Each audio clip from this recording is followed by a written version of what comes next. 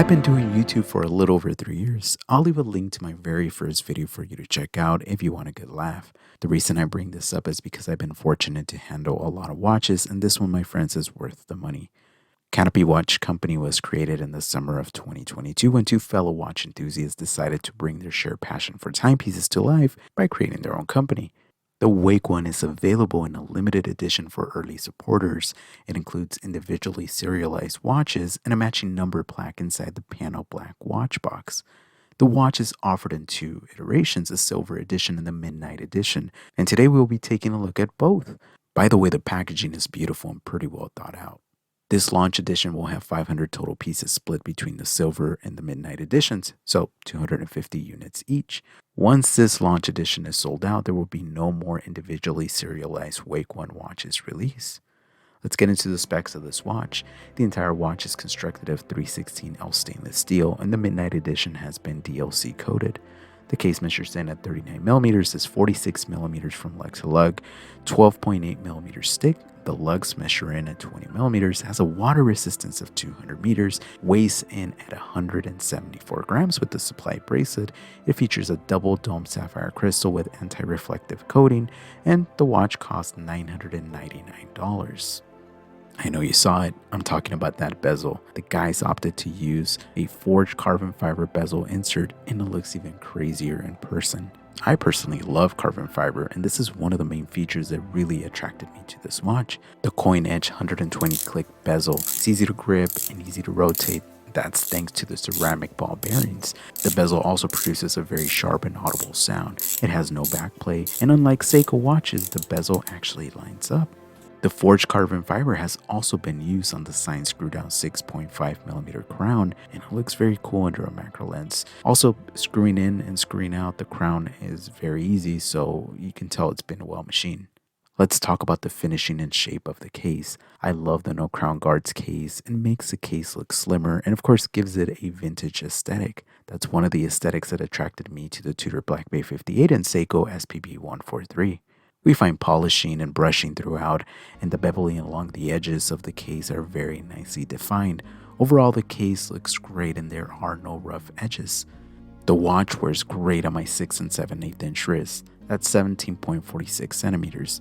These dimensions make this watch perfect for a number of different wrist sizes, especially if you have a smaller wrist. The dial is another very nice feature of this watch. It has this texturing that upon closer inspection resembles the texture of asphalt. The rectangular and triangular applied indices are very raised.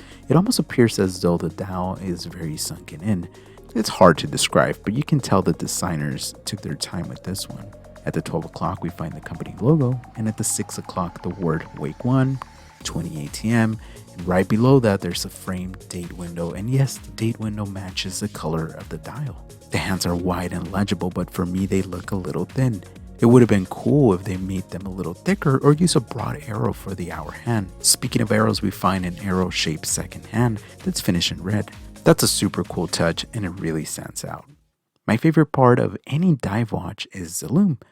Unfortunately, that is the biggest downfall with this watch. The C1 lume has been applied on the hands, indices, and bezel, but the lume is dim and it doesn't last very long. I addressed this to one of the owners and this is what he had to say. I quote, "Even though it pains us to see the poor C1 performance, we already have that issue resolved for our next release. We are hoping all the hard work that went into the rest of the Wake One can make up for that flaw." End quote. Look, I appreciate the transparency, and he is right. The watch is so good that it makes up for the poor lume.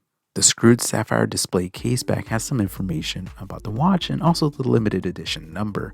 The movement being used is a modified Sellita SW200-1 movement. This 4 Hz movement has a 41-hour power reserve, beats at 28,800 beats per hour, and the company modified the rotor with their logo. The Sellita caliber SW200-1 is the main competitor to ETA's 2824-2 workhorse, so reliability should not be an issue. I'm glad the company used this movement as it is super easily serviceable. Let's move on to the bracelet. When I say this bracelet is comfortable and well finished, that will be an understatement. The bracelet measures in at 20 millimeters, it tapers down to 18 millimeters and back again to 20 millimeters at the clasp. The bracelet uses screws to size it. It is finished with a mixture of polishing and brushing, and the links articulate and play with the light. Very nice. One cool party trick is the on-the-fly toolless micro adjust clasp that helps adjust the clasp in 6 different positions. I mean, come on, this is very, very handy, and it's something more watch companies should incorporate in their clasp. The male clasp also has been signed with their logo, and it's easy to operate. Okay, so let's get into some of the pros and some of the cons of this watch. Let me start with the cons. Of course, the C1 lume is not great, but we know for a fact that all the new models will have better lume. Number 2 would be the price. Although $999 is still a great price for what you're getting, there's a lot of competition in that price point, and I wish the watch would have been priced a little lower. Okay, so let's move on to the pros. Okay, so number 1 for the pros would be the bezel insert in the dial. They're honestly next level and make this watch just stand out from the rest of the watches in this price point and also other micro brands. Number 2, the overall finish. I'm serious when I say that this watch is very well finished. It looks and feels substantial in hand, and honestly, this could easily be a $1,500 watch. Number 3, the on-the-fly adjustment system of the clasp. This feature is amazing. It comes in handy, and you can feel good money was spent to manufacture this. All in with this, I'm very impressed by this watch.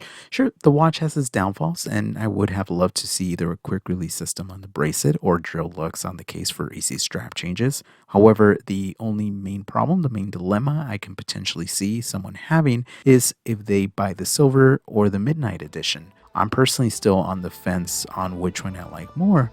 See, the silver is definitely flashier, but the midnight is very understated.